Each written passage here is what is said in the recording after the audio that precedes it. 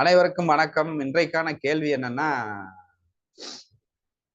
ஆன்மீக பயிற்சி அனைத்துமே உடல், மனம், புத்தி ஆகியவற்றால் தான் நாம் செய்கிறோம்.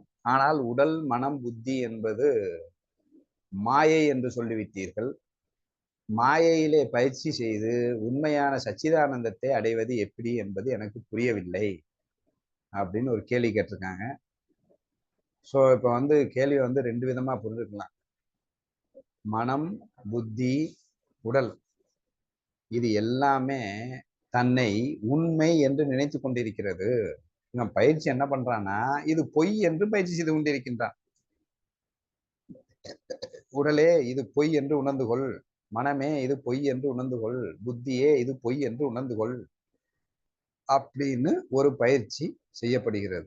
அப்போ உண்மை என்று தவறாக புரிந்திருப்பதை பொய் என்று பயிற்சி செய்யப்படுகிறது.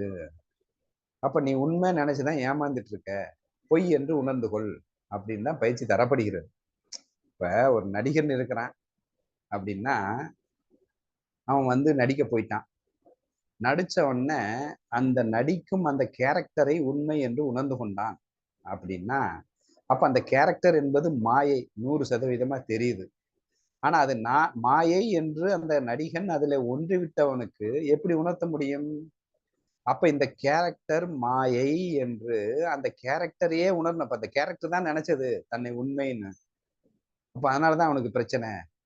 அப்ப அந்த கேரக்டரை உண்மையை உணர்த்தணும். அப்ப மாயை என்று நினைக்க வேண்டும்.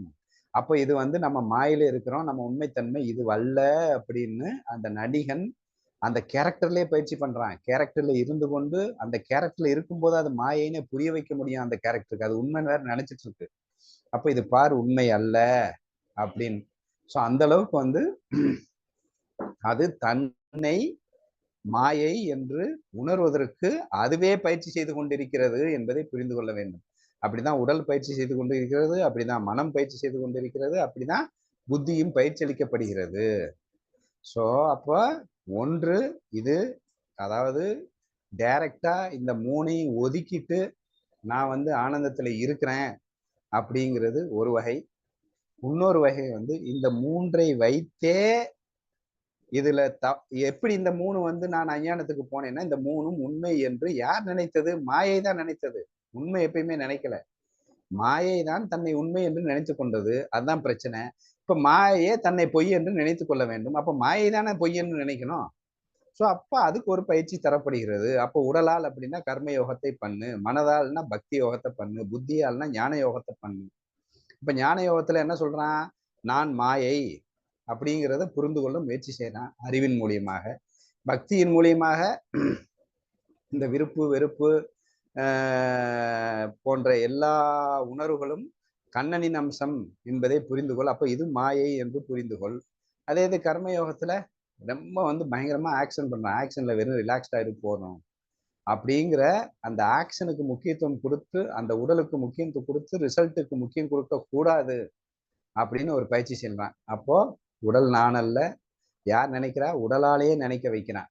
மனம் நான் அல்ல அப்படின்னு மனமே நினைக்க வைக்குது.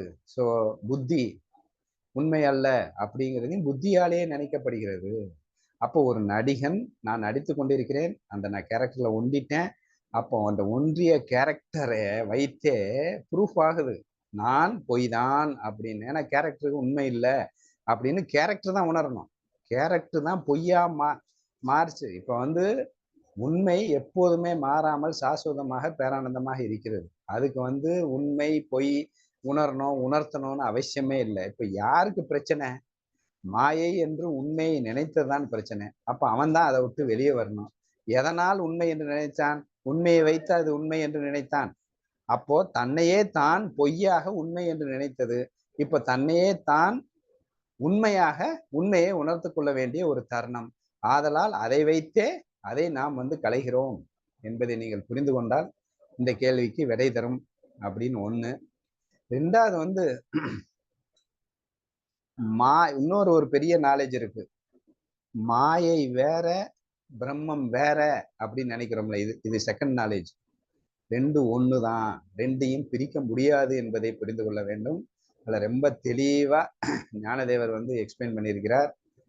நகையும் தங்கமும் நகையும் எப்படியோ அப்படிதான் நானும் மாயையும் அப்படிங்கிறார். நானும் உலகம். அப்ப தங்கம் நகை ரெண்டு வேற வேறையா பிரிக்க முடியாது. அப்போ இததான் அவர் ஃபுல்லா எக்ஸ்பிளைன் பண்ணிட்டு இருக்கிறார். அப்போ மாயை அப்படிங்கிறது ஏதோ தனியாக இருப்பது போலவும், ஸோ அது வந்து தனியா ஒண்ணு இல்லவே இல்லாதது, அது எப்படி அதுவே ப்ராசஸ் பண்ணுதுன்னு அப்படின்னு இல்லை. அப்போ நகைகள் தங்கத்தை விட்டு வேறானவையாகவே இல்லை. அப்ப தங்கம் ஒரு ப்ராசஸ் பண்ணுச்சு, நகைகள் ஒரு ப்ராசஸ் பண்ணுதுன்னாலேயே அது தங்கத்தாலும் நடைபெறுகிறது அப்படிங்கிறத சேர்த்து புரிஞ்சுக்கிட்டோம்னா இந்த பிரச்சனை இல்லை. இப்போ உதாரணத்துக்கு உடல் அப்படின்னா அது மாயை தான், நகை மாயை தான். ஆனால் அதிலே உண்மை இருக்கிறது. மாயாக இருப்பது யாரு? தன்னம் தானே, நான் தங்கம் தானே. தங்கம் தான் மோதிரமாக இருக்கிறது, தங்கம் தான் வளையலாக இருக்கிறது, தங்கம் தான் கொலுசாக இருக்கிறது. அப்படின்னா இந்த மூணுமே மாய. மோதிரம் மாய, வளையல் மாயை, கொலுசு மாயை. ஆனா மூணுமே தங்கத்தால் ஆனது, தங்கத்தை விட்டு அது பிரிந்தில்லை, தங்கம் தான் அப்படி இருக்கிறது. அப்போ ஒரு மோதிரம் ஒரு ப்ராசஸ் பண்ணுதுனாலே இன்டைரக்டா புரிஞ்சிடணும், தங்கத்தின் சாநித்தியத்தால் தான் அந்த ப்ராசஸே நடக்குது. ரெண்டு வேற வேற அல்ல. அப்போ அவன் பொய்யாக நினைத்து அவனே தன்னை உண்மை என்று உணர்ந்து கொண்டு வந்து கொண்டிருக்கின்றான் அப்படிங்கிறது உண்மைதான். அப்ப நீ எப்படி மாயை மட்டும் தனித்திருக்கு, அது இருந்தாதான் அந்த உண்மையின் சப்போர்ட் இல்லாம வெறும் மாயை வச்சுட்டு நீ எப்படி வரும் அப்படின்னு நீ கேள்வி கேட்கறீங்க. உண்மையின் சப்போர்ட், உண்மைதான் மாயாகவே இருக்கிறது. நான் மாயையில என்ன ப்ராசஸ் பண்ணாலும் அது உண்மையை வைத்து உண்மையிலே ப்ராசஸ் செய்கிறேன் என்பதையும் நீங்கள் சேர்த்து புரிஞ்சீங்கன்னா இந்த கேள்விக்கு வந்து விடை கிடைக்கும். ஆதலால் ரெண்டே ஆன்சர் தான். ஒண்ணு வந்து மாயை தான் தன்னை உண்மை என்று நினைத்துக் கொண்டிருக்கிறது. அப்ப மாயை தான் தன்னை பொய் என்று நினைக்க வேண்டும். இதுல சச்சிதானந்தத்துக்கு பொறுப்பே கிடையாது. ஏன்னா சச்சிதானந்தம் மாறாமல் எப்பயுமே இருந்துட்டு இருக்கிறது. மாறியது யாரு? மாயையா இருந்த மனம், புத்தி, உடல் பொய்யாக மாறியது. இப்ப மறுபடியும் அது உண்மையாக நான் மாயை என்று புரிந்து கொள்ள முடியும். யாரு எவன் தப்பா புரிஞ்சுக்கிட்டானோ அவன் தான் ரைட்டா புரிஞ்சுக்கணும். ஒண்ணு அது புரியலையா? ரெண்டாவது மாயையும் சைதன்யமும் வேற வேற அல்ல, ரெண்டும் ஒண்ணுதான். அப்போ உண்மையே பொய்யாக காட்சி அளித்துக் கொண்டிருக்கிறது. அப்போ பொய்யில நீ என்ன ப்ராசஸ் பண்ணாலும் அது உண்மையில தான் ப்ராசஸ் பண்றதே என்பதை புரிந்து கொண்டு அந்த உண்மையே அந்த பொய்யிலிருந்து ப்ராசஸ் பண்ணாலும் உண்மையிலிருந்து ப்ராசஸ் பண்றதுக்கு நிகரானது என்பதை புரிந்து கொண்டால் இந்த கேள்விக்கு உங்களுக்கு விடை கிடைக்கும் என்று நினைக்கிறேன். ஸோ இதுதான் என்னுடைய ஆன்சர்.